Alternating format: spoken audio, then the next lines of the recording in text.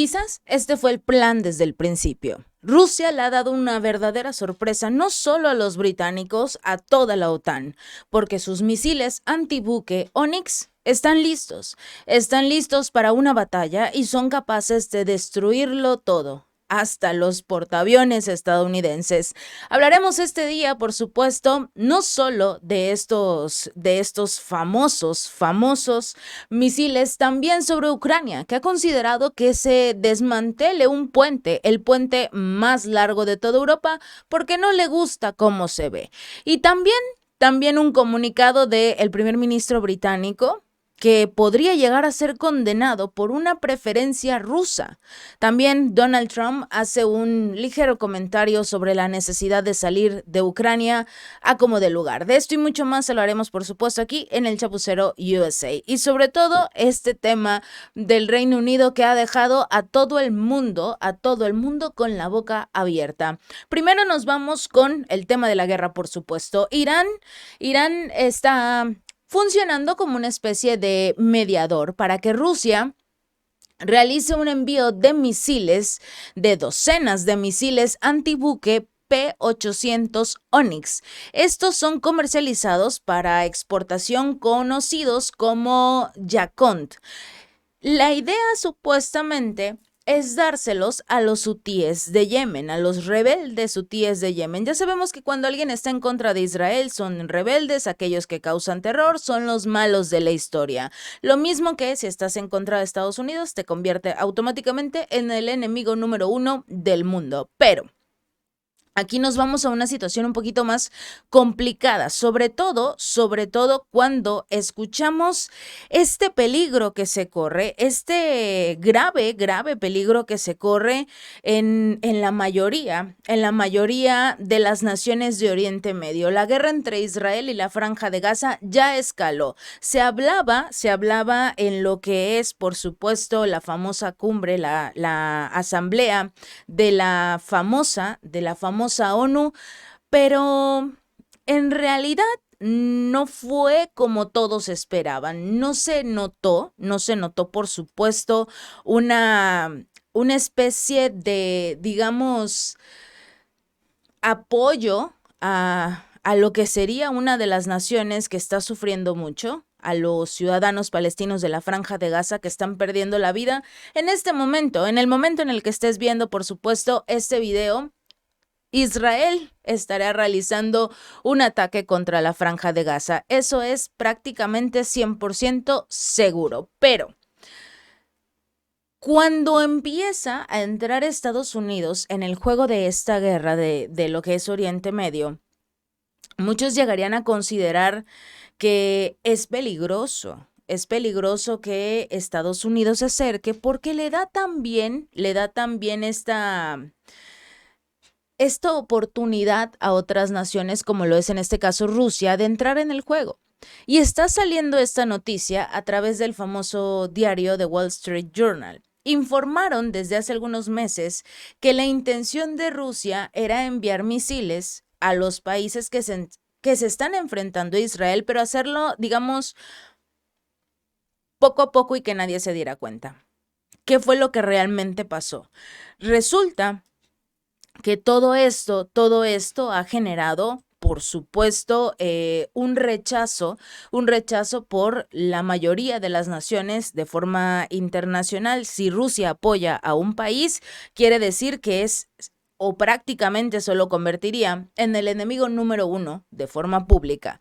Pero si Estados Unidos envía sus portaaviones, sus famosos submarinos de propulsión nuclear, o bueno, por lo menos uno de ellos los está enviando a esta zona, significa que todo está bien, que es necesario realizar este tipo de envíos de apoyo a Israel. Pero ahora, supuestamente, Irán estaría funcionando como un mediador. Rusia le vendería estos misiles a Teherán y veríamos a este país trasladando los misiles rusos a las naciones o a estos grupos de defensa, ya sea Irán o el grupo Hezbollah de Líbano. Posiblemente no lo hagan al grupo Hamas, pero sí veríamos una especie de apoyo sobre todo a los hutíes de Yemen. ¿Por qué? A este grupo en específico, porque son los que están realizando los ataques contra los buques de carga de Occidente. Estos buques que se presume están llevando a Israel más misiles, están llevando armas, municiones, todo lo que se necesita para mantener firme la polémica cúpula de hierro. Entonces, obviamente, están tratando de encontrar la manera de, digamos, limitar las armas que tiene Occidente. Eso es lo que están tratando de hacer en este caso los hutíes de Yemen. ¿Cómo? ¿Cómo lo pueden hacer? Atacando los buques de carga. Lo hemos visto a lo largo de todo este conflicto, atacan estos polémicos buques de carga y quizás les funciona, quizás no, pero al final del día realizan estos ataques contundentes. Podríamos utilizar un esquema diferente porque la noticia que comparte el Wall Street Journal y diversos medios de comunicaciones de Occidente señalan que Rusia como tal lo que está haciendo es enviar todos estos misiles a Irán, pero que Irán no los va a entregar a Yemen. Quizás les dé un par, pero que se los van a quedar ellos. ¿Por qué? Porque son misiles de largo alcance, misiles muy poderosos que beneficiarían, por supuesto, a Irán en un conflicto directo con Israel. Estos misiles, supuestamente dijo un alto funcionario estadounidense que confirmó estas negociaciones, aunque se negó obviamente a especificar las piezas que estarían bajo debate y aseguraba que se trataba de una situación muy preocupante. Este envío, supuesto envío de municiones, obviamente sería preocupante porque socavaría el interés internacional compartido en la libertad global de navegación y la estabilidad en el Mar Rojo y Oriente Medio en general. Obviamente, si lo hace otro país está mal, pero si llega a Estados Unidos con sus portaaviones y sus submarinos, pues digamos que está bien. Para ellos está bien que este país realice todos estos ataques y nadie le va a decir absolutamente nada. Eso es lo que vamos a observar en este tipo de circunstancias, porque Rusia es el malo. Pero supuestamente, y recordemos, estos misiles son una pieza muy, muy importante, porque de acuerdo con Reuters, Rusia podría proveer todos estos misiles P-800 Onyx a Yemen. Si esto llegara a ser cierto, sería la presentación inmediata y asimétrica rusa antes de los posibles ataques con los Storm Shadow. De acuerdo con los militares, dicen que un solo Onyx puede hundir barcos de guerra grandes y cinco de estos misiles Onyx pueden hundir un portaaviones. Hay dos. Se supone que son tres portaaviones que se encontrarían en toda esta zona de Oriente Medio. Y si les van a enviar varias docenas, entonces significa que van a tener suficientes misiles Onyx para destruir estos portaaviones estadounidenses y también los del Reino Unido. Rusia les está diciendo, a ver, yo tengo misiles, muchos misiles. Estos, tan solo los P-800 Onyx, son uno de los más avanzados, porque son misiles antibuque y los más avanzados del mundo, no de Rusia, del mundo. Fueron diseñados específicamente para rozar la superficie del mar y con la capacidad de volar hasta 300 kilómetros, a más del doble de la velocidad del sonido sin ser mínimamente detectados o difícilmente interceptados. ¿Cómo lo van a hacer? ¿Cómo va a lograr Estados Unidos con sus buques de guerra viejos, con sus portaaviones que son más viejos que el propio Biden? ¿Cómo van a lograr detectar estos nuevos misiles? Porque todas las características, no solo de estos misiles Onyx rusos, sino en general de los nuevos misiles de Moscú, los hacen ideales. Los hacen ideales para un ataque directo contra la OTAN. Si bien Rusia e Irán llevan años estrechando sus vínculos como respuesta al aislamiento y las sanciones por parte de la comunidad internacional, esta noticia demuestra que la relación entre Irán y Rusia sigue creciendo. Y se les olvida un pequeño detalle a todos. Y lo habíamos estado platicando en videos anteriores e incluso lo compartimos en mi canal Gaby López Informa. Se les olvida que hace un par de días hubo una reunión de la cual absolutamente nadie sabía nada. Sí, el ministro de la Defensa de Rusia, el exministro de la Defensa de Rusia y actual jefe de seguridad del país, Sergei Shoigu, realizó un viaje a Irán. Realizó un viaje y absolutamente nadie sabe de qué se trató esta reunión. Nadie. Y si casualmente empiezan a tener todo este poder militar, ¿quién puede confirmar que realmente Rusia entregó todos estos misiles? Quizás solo les dio un poquito de inteligencia y los guiaron para crear sus propios misiles. Por el otro lado, estamos observando a Ucrania, que ha estado nuevamente exigiendo ahora la demolición del famoso puente de Crimea, que según afirma Rusia, ha construido ilegalmente sobre el estrecho de Kerch. Durante las audiencias en el Tribunal Internacional de La Haya, los representantes ucranianos se manifestaron frente a la Corte Penal Internacional, la cual, recordemos, Rusia no reconoce, y le dijeron que crearon este megapuente de forma ilegal y que lo mejor sería desmantelarlo.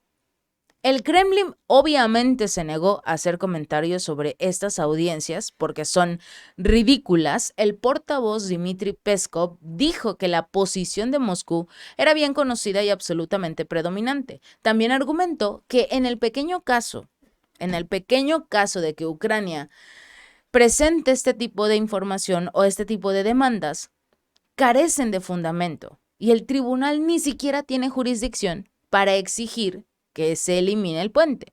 La Corte Penal Internacional y la Corte Permanente de Arbitraje inició los procedimientos sobre una denuncia que fue presentada por el gobierno ucraniano desde el 2016, acusando a Rusia de violar las leyes marítimas internacionales sobre la libertad de navegación.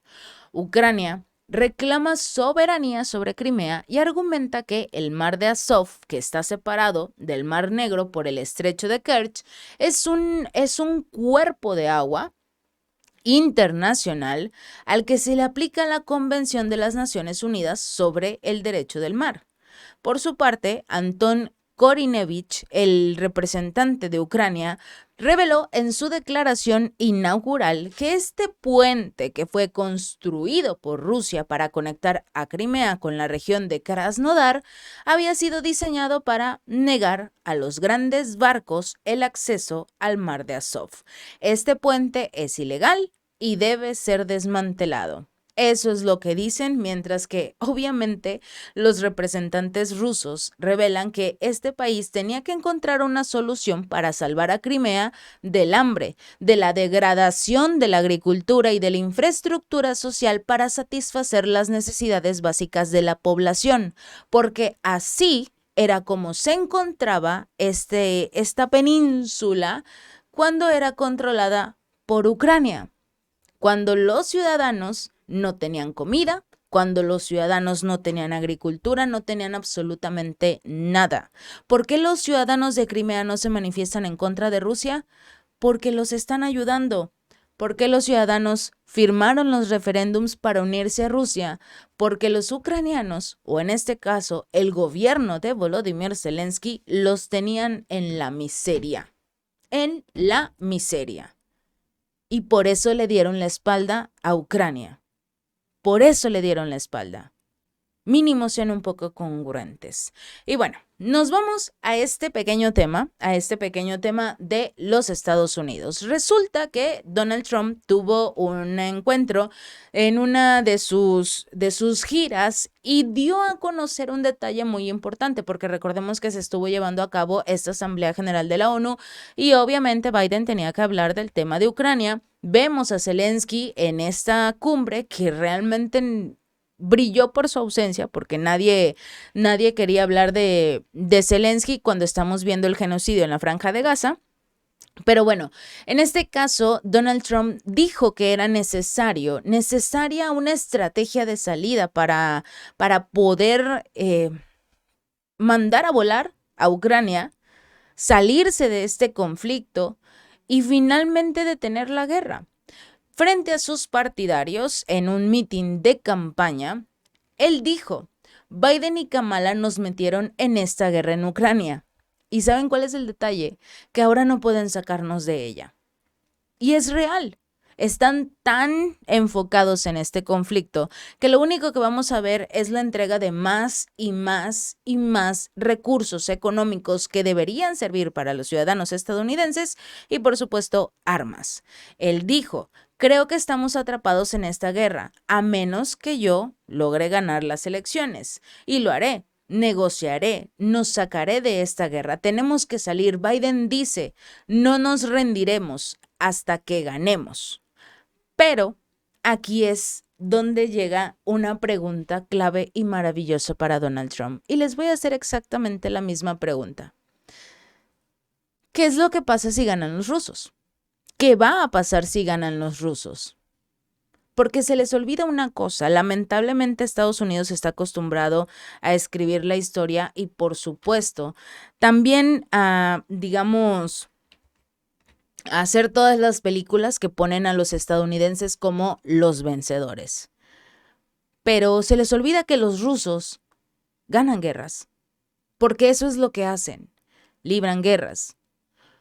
Como alguien le dijo una vez a Donald Trump, recuerden una cosa: los rusos derrotaron a Hitler, derrotaron a Napoleón. Eso es lo que ellos saben hacer, pelean, y no es agradable para sus enemigos. Ellos saben pelear guerras. Se les olvida a veces este pequeño detalle. Estados Unidos llegó al final de la Segunda Guerra Mundial. Lanzó sus 2 bombas nucleares única y exclusivamente para generar terror a la población. Porque es mucho más importante, y lo dice el propio Zelensky, darle ese miedo a los ciudadanos para que no se levanten en tu contra. O para que lo hagan, dependiendo de la cantidad de miedo que ejerzas. Y si en este caso Estados Unidos lanza estas bombas nucleares, obviamente lo dejaron como el más poderoso de todos. Pero Estados Unidos llegó al final de la guerra. El que logró derrotar al ejército del señor del bigotito fue la Unión de Repúblicas Socialistas Soviéticas, actualmente Rusia. Y obviamente, Biden es un político, Kamala es una política, Donald Trump es un empresario. Vladimir Putin no solo es ahora un político, sino era un agente, un miembro de la KGB. Es una persona que sabe de estrategia militar. Y si realmente quieren una guerra, regularmente así es como terminan las guerras de los rusos. Y antes de irnos, vamos a hablar de un tema que si el mensaje que lanza Donald Trump es interesante, lo que pasa en el Reino Unido es ridículo. Resulta que un exfuncionario de inteligencia del Reino Unido y candidato de la oposición, Stephen James, acusó al primer ministro del Partido Laborista, Keir Starmer, de apoyar a Rusia, de ser un aliado de Moscú. ¿Por qué? Porque adoptó un gato ruso en lugar de tener un gato británico. Sí, porque tiene una mascota una mascota en el número 10 de Downing Street que parece ser este gatito siberiano llamado Prince, por ser un gato.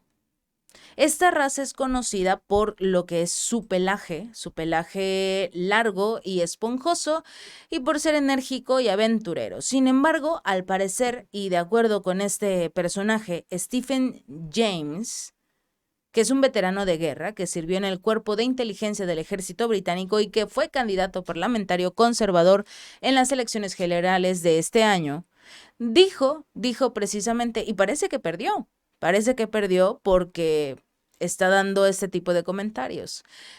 Compartió a través de su cuenta de X este mensaje: que Keir Starmer haya elegido un gatito siberiano ruso en lugar de un british, en lugar de uno británico de pelo corto, es la señal más clara, de que Starmer no apoya a Gran Bretaña.